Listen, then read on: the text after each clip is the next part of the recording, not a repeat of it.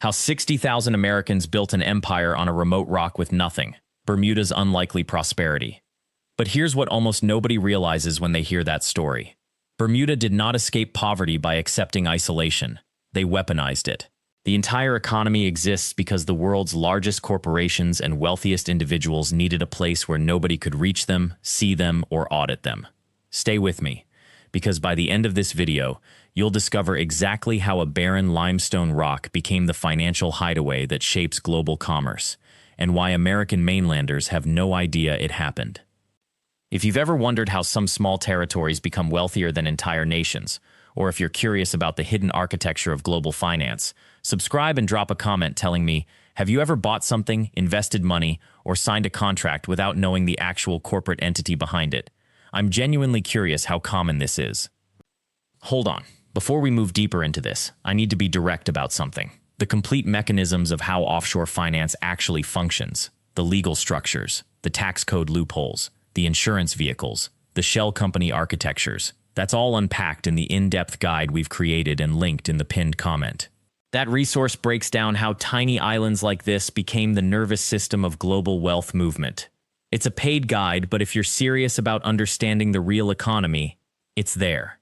Now, most people imagine Bermuda as a vacation destination. Pink beaches, rum swizzles, luxury resorts, sunshine. That image is real, but it's almost cosmetic. The actual economy of Bermuda is invisible. It exists in glass office buildings on Front Street in Hamilton. It moves through fiber optic cables and international bank transfers. It involves companies with names you've never heard of, registered to addresses that are really just mailbox numbers, filing papers to lawyers who specialize in making corporate ownership impossible to trace. The story begins not with vacation brochures, but with catastrophe. In the 1980s, insurance companies worldwide faced an unprecedented problem. Natural disasters, hurricanes, earthquakes, floods, were becoming more frequent and far more expensive. Traditional insurance simply couldn't absorb the losses. A hurricane in the Gulf Coast, an earthquake in California, a monsoon in Asia. Each event meant billions in claims. The entire insurance industry was teetering on collapse. Someone realized something crucial. If you created an entirely new kind of insurance, not regular insurance, but insurance against insurance itself, you could capture enormous premiums while spreading risk across borders and time. You could sell a policy that paid out only if multiple disasters happened simultaneously. You could bundle catastrophe coverage with complex financial derivatives. You could make it so intricate that only other wealthy financial institutions could afford to buy it. But you needed a place to do this that was outside the regulatory reach of America, Europe, and Asia. You needed low taxes. You needed local government that wouldn't interfere. You needed a jurisdiction that was stable, English-speaking, and legally sophisticated enough to handle billion-dollar transactions. Bermuda was perfect. It was British. It was far enough away that regulators couldn't easily peer into its affairs. It had the infrastructure to support complex financial operations, and it had something else. Local leadership willing to reshape the entire economy around a single industry. In 1987, Bermuda changed its laws.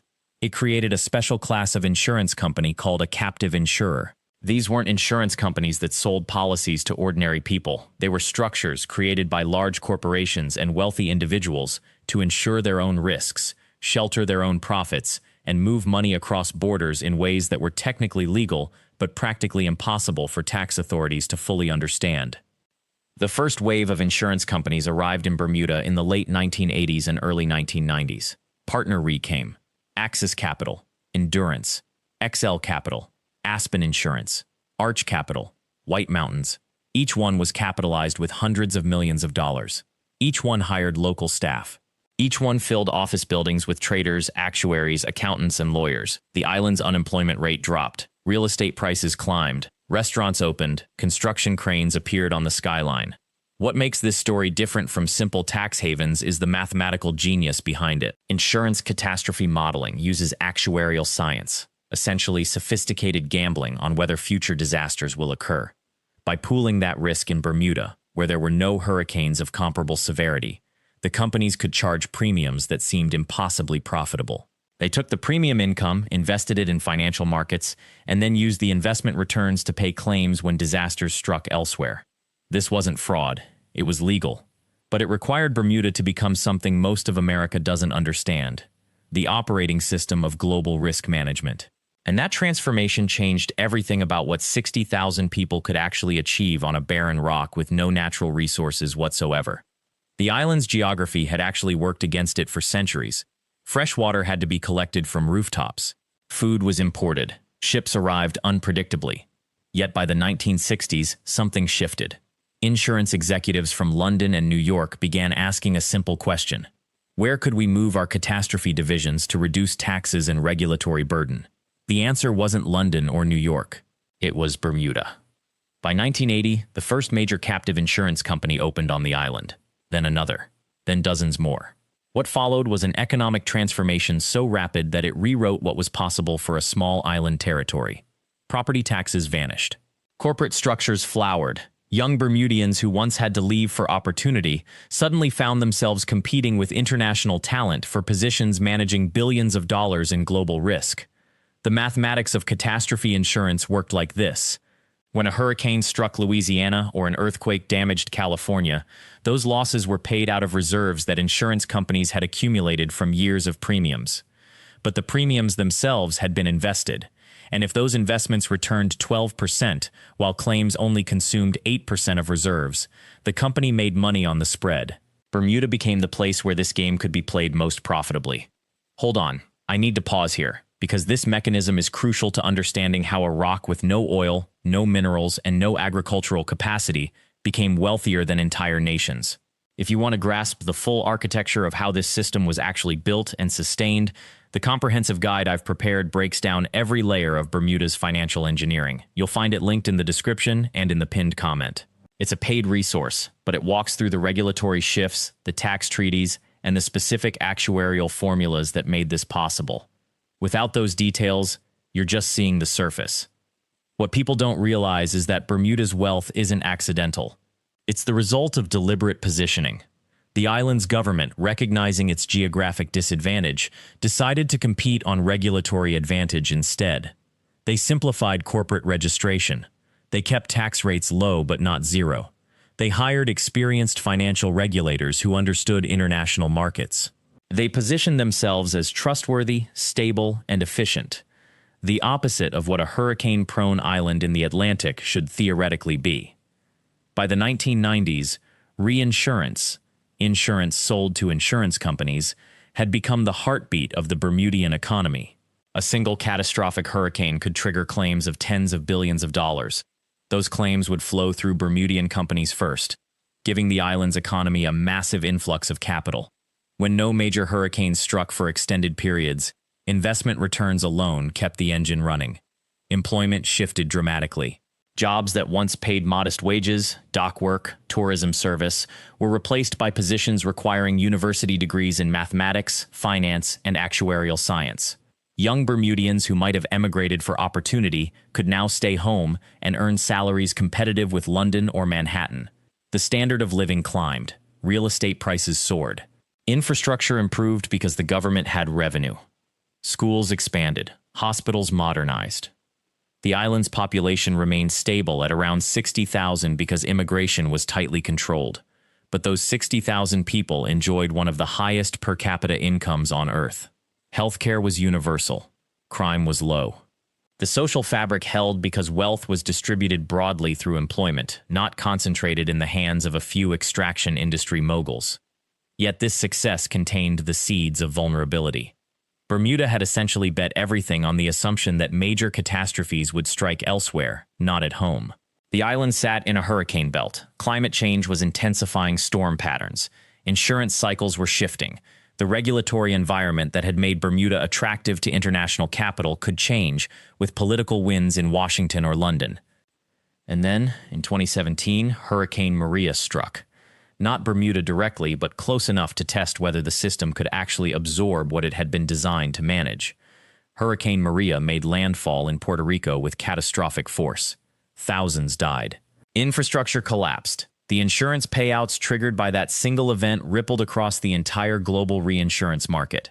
Bermuda's firms processed claims in the hundreds of millions. Money flowed into the island's economy precisely when it was needed most, because the system worked exactly as designed. But here is what most people miss about that moment. Maria did not hit Bermuda.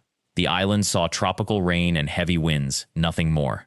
Yet the island's economy absorbed the shock of a disaster that happened hundreds of miles away. That asymmetry, that ability to profit from catastrophe without experiencing it yourself, is the engine that built 60,000 Americans into one of the world's wealthiest populations on a rock with no fresh water. After the storm cycle, Bermuda faced a different kind of pressure. Tourism began recovering globally. The pandemic arrived, then passed. Cryptocurrency emerged as a new speculative frontier. Bermuda's government, recognizing that reinsurance alone could not sustain the island forever, began diversifying. Digital assets regulation, online gaming licensing, fintech innovation zones. The same principle applied. If Bermuda could position itself as a stable, sophisticated jurisdiction in high-risk markets, wealth would flow in without requiring any natural resource extraction. The irony deepened with each passing year. Bermuda had no oil, no minerals, no agricultural exports worth mentioning. The island imported virtually everything it consumed: food, fuel, manufactured goods, even fresh water. Yet because it had built institutions, law, stability, and expertise, it commanded premium pricing for its services. A lawyer in Bermuda charged more per hour than a lawyer in Miami, even though both were writing the same contracts. A reinsurance broker on Front Street moved the same capital as a broker on Wall Street, yet the Bermuda address carried implicit assurance of discretion, regulatory compliance, and offshore legitimacy. This is where I need you to hold on for just a second, because the mechanism behind Bermuda's wealth is not obvious when you first look at it. Before we continue deeper into how this actually functions, I should mention that our complete guide to understanding offshore economics, insurance markets, and how isolated territories build wealth without natural resources is available in the description below and in the pinned comment. That guide walks through the specific regulatory structures, tax incentives, and institutional pathways that transformed Bermuda from a colonial outpost into a financial capital. It's a paid resource, but for anyone serious about understanding this topic, it breaks down the patterns most people never see. The mechanism works like this. Bermuda's government invested heavily in education, particularly in accounting, insurance law, and financial mathematics. Young Bermudians could study these subjects locally or abroad, knowing that jobs waited for them. Parents could afford to send children to university because the island's per capita income was high. Those educated young people returned or stayed, creating a feedback loop of expertise and institutional knowledge. Unlike many small island economies that export their educated youth permanently, Bermuda kept its talent pool. Regulation mattered enormously. Bermuda's government, despite its small size, maintained a sophisticated financial services regulator. It enforced rules consistently. It prosecuted fraud when it occurred. This credibility attracted legitimate capital. Criminals and con artists wanted secrecy without oversight. Legitimate insurance companies and reinsurers wanted the opposite. They wanted to operate in a jurisdiction where rules were enforced, where their competitors could not cheat them, where their capital was protected by institutions that actually functioned. Geography, paradoxically, became an asset instead of a curse. The same isolation that made fresh water scarce and created hurricane vulnerability also meant that Bermuda could control its borders, its immigration, its labor markets, and its population density. The island never experienced the overcrowding, slums, or social breakdown that plagued other Caribbean territories. Visitors and workers came through carefully managed channels. The result was social stability that protected property rights and made long-term investment rational. Consider the contrast with Jamaica, the Bahamas, or the U.S. Virgin Islands. All three had natural advantages Bermuda lacked. Jamaica had agricultural potential and mineral resources. The Bahamas had geography that made tourism phenomenally accessible. The U.S. Virgin Islands had stunning beaches and a pre-existing tourism infrastructure. Yet none achieved Bermuda's wealth per capita. Why? Partly because those advantages created political pressure to extract wealth quickly, distribute it unevenly, and prioritize short-term consumption over institution building. Bermuda, blessed with nothing, had no choice but to build systems. Once those systems existed, they generated more wealth than any single resource could provide. The 60,000 Americans living on Bermuda today inherited those systems. They were born into a place where the tax code encouraged financial services, where the schools prepared them for sophisticated work, where the government actually functioned, and where property rights were respected.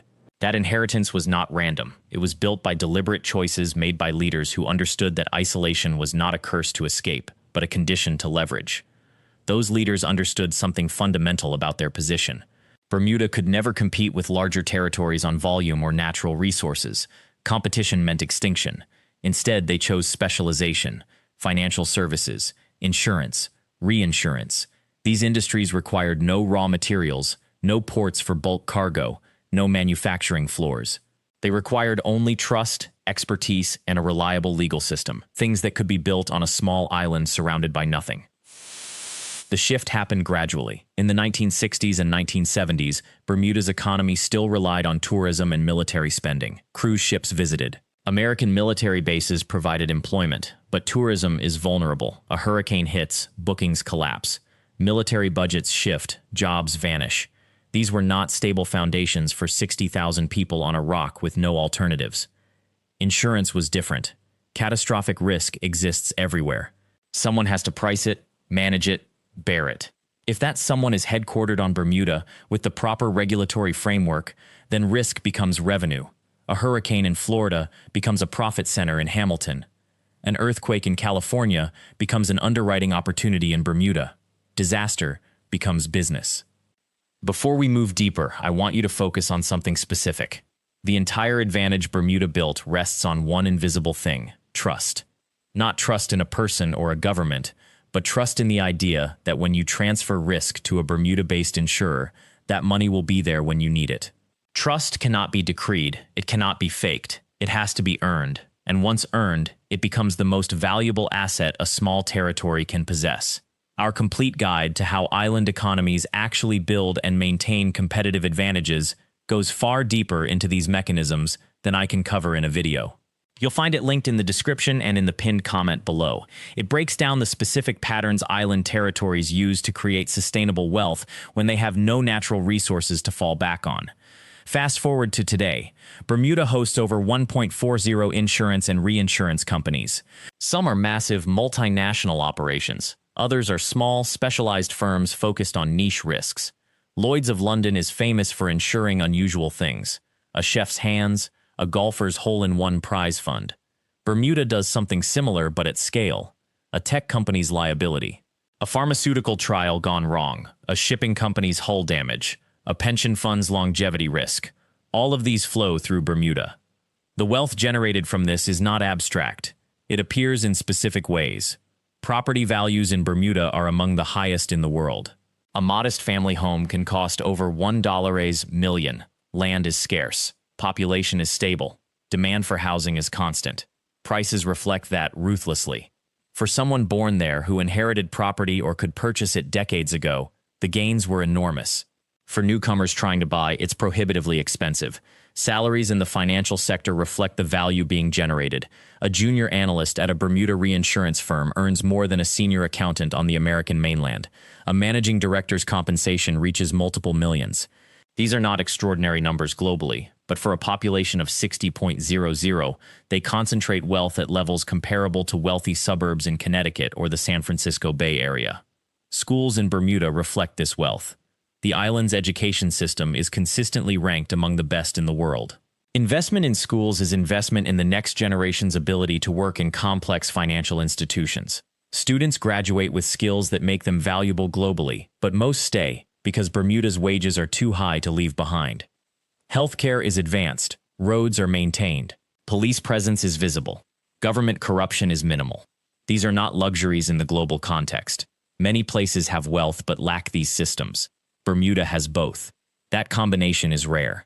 But none of this wealth would exist if Bermuda's leaders had made different choices in the 1960s and 1970s. If they had relied on tourism alone, if they had permitted unrestricted development and lost the natural beauty that draws visitors, if they had failed to establish regulatory credibility with the insurance industry, if they had allowed political instability to discourage investment, any of those failures would have meant gradual economic decline, population loss, and eventual irrelevance.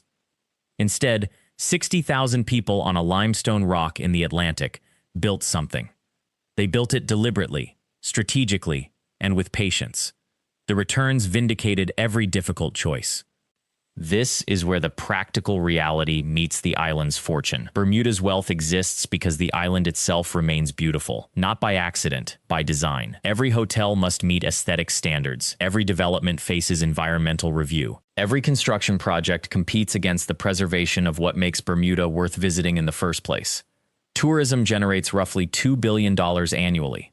Not because Bermuda has the largest beaches or the warmest water. Other Caribbean islands have both. Visitors come because Bermuda feels exclusive, orderly, and pristine. They return because the experience matches the promise. That consistency is a product of governance, policy, discipline. Local leadership understood something crucial in the post-war decades. A small island cannot compete on size or natural resources. It can compete on reputation, on stability, on being a place where rules are enforced fairly and investment is protected. Once that reputation exists, it becomes self-reinforcing.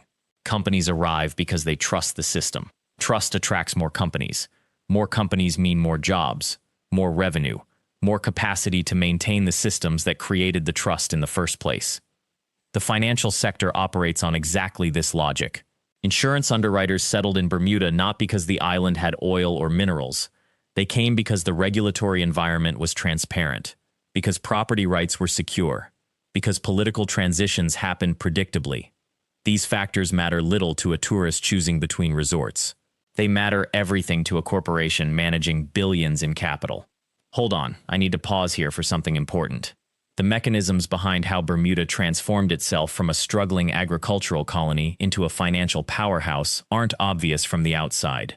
That's precisely why we've created a detailed guide that walks through the specific decisions, the policy shifts, and the competitive advantages Bermuda leveraged that other territories overlooked. You'll find that guide in the description and in the pinned comment. It's a paid resource, but it contains the exact economic architecture that explains how this happened and why so few places have replicated it. The other critical element was timing. Bermuda made these choices when globalization was accelerating, but before the internet erased geographic advantages.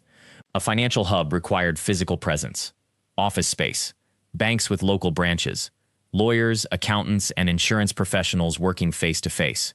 Bermuda's remoteness became an asset rather than a liability. Companies could establish secure, concentrated operations on an island where stability was guaranteed and regulation was accessible. If Bermuda had made these same choices 40 years later, they might have failed. By then, digital infrastructure meant you could run financial operations from anywhere. Geographic remoteness no longer protected exclusivity. Competing jurisdictions offered lower tax rates. Bermuda succeeded because it moved at the exact moment when its location, its stability, and its regulatory openness aligned with what the global economy actually needed. 60,000 people did not simply luck into wealth. They made choices. They preserved their island when developers wanted sprawl. They regulated their industries when competitors wanted speed. They built institutions when extraction would have been easier. They waited for returns that took decades to materialize. The remoteness itself teaches discipline. There is no mainland to run to, no larger neighbor to blame. Every problem requires local solution. Every choice carries consequences you cannot escape. That mindset shaped how Bermuda approached its own survival. This is the secret I promised you at the beginning. Bermuda did not become wealthy because it had more resources than other remote territories. It became prosperous because isolation forced it to stop thinking like a colony and start thinking like a nation that had to save itself. Every other island in similar circumstances, surrounded by ocean, dependent on imports, vulnerable to storms, faced the same geography. But most accepted their role as dependent economies. They waited for government aid. They chased quick extraction industries. They hoped a casino or a resort would arrive and transform everything overnight. Bermuda chose differently. The insurance industry did not happen because Bermuda was lucky enough to have natural disasters nearby. It happened because Bermuda's government made a deliberate decision to build the legal, financial, and regulatory infrastructure that would attract that industry. They educated their people. They created stable institutions. They offered competitive tax rates without becoming a lawless haven. They maintained standards that kept the industry's confidence. The insurance-reinsurance model that transformed Bermuda teaches something crucial about remote prosperity. You cannot build wealth by waiting for the world to come to you. You must become essential to how the world works, even from thousands of miles away. Bermuda became the place where global risk is calculated, priced, and managed. That role did not require beaches or natural resources. It required trust, expertise, and infrastructure that could only come from the inside. 60,000 people built an empire on a remote rock with nothing because they understood something that most territories still do not. Remoteness is not a disadvantage to overcome. It is a discipline that forces you to be deliberate about every choice. It is a constraint that prevents you from relying on easy options. When you live on a rock in the middle of the Atlantic, you cannot import mediocrity and expect it to work. You cannot half-build something and assume it will be good enough. You cannot make a mistake and simply move to the next opportunity because there is nowhere else to go. Every institution you create has to work because your survival depends on it. That mindset is why Bermuda's schools produce educated workers. That discipline is why Bermuda's government agencies function without the corruption that paralyzes so many developing economies. That necessity forced Bermuda to think 20, 30, 50 years into the future instead of just next quarter. The irony is sharp and real. A place that seems cut off from the world became more integrated into global systems than most mainland cities. A place with no natural resources became wealthier than regions with oil and gold. A place that should have failed by every measure of conventional development succeeded precisely because it rejected convention. Here is what Bermuda teaches everyone living in a remote territory, or anyone building something that seems impossible. Your isolation is not your weakness. It is your clarifier. It removes the noise. It makes every decision consequential. It forces you to build things that actually work because you cannot afford for them not to. The question is not whether your location is remote. The question is whether you will use that remoteness as an excuse or as a foundation. Bermuda chose foundation. They built on it for 70 years. Now, 60,000 people enjoy one of the world's highest standards of living on an island that belongs to no continent, depends on no neighbor, and exists entirely because its people decided to make it work. Your challenge this week is simple. Look at one constraint in your own life or work. Something that feels limiting, something that feels like it is holding you back. Then ask yourself whether you are accepting it as a permanent barrier or using it as a clarifier. Bermuda did not get wealthy despite its isolation. It got wealthy because it finally stopped running from it and started building with it. Thank you for watching. If you want to explore more untold stories from America's forgotten shores, the real lives, the quiet economies, the histories that textbooks skip, subscribe now and turn on your notifications so you never miss what we uncover next. I'll see you on the next one.